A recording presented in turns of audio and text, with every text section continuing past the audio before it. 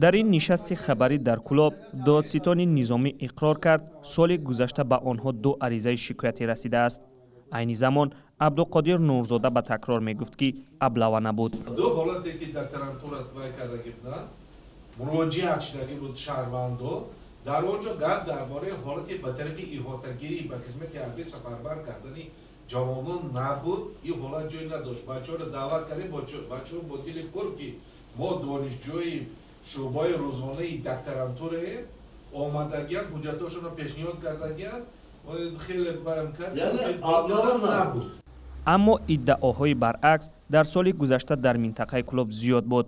ناصر ولیف ساکنی کلاب میگوید که برادرش امامعلی ولیف دکترانت سابق دانشگاه کلاب را زوراً به ارتش بردند. 2 نفری که این رو با طریق ابله دستگیری کردند و اون گفتن که این شهادتنامه دکترانتور را دارد و این شخصی که اونها رو راهنمایی میکردن گفت که با ما فرقش نیست، ما همین را میگیریم به خدمت حربی میبریم.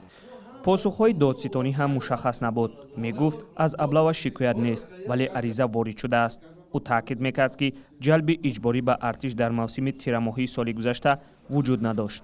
شما بسیارتر با توجه میکنید در وسایل اخبار عموما هم بینید، اینترنت هم بینید، دیگه تمام آن رالیکایی که پرداختگی وابسته با کنشگانی ها اما دعوت بهاری 2020 با وجود این کارهای پی در پی، دادستان گفت بر ضد چند کارمند کمیسریات حربی ناحیه وسه در گذشته برای جلب غیرقانونی به ارتش پرونده باز کردند.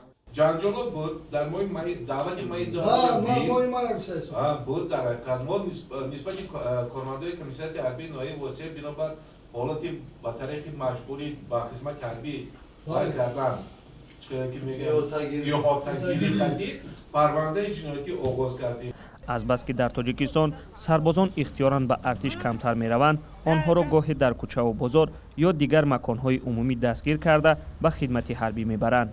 حامیان حقوق میگویند این عملکرد غیرقانونی است و باید به آن پایان داده شود.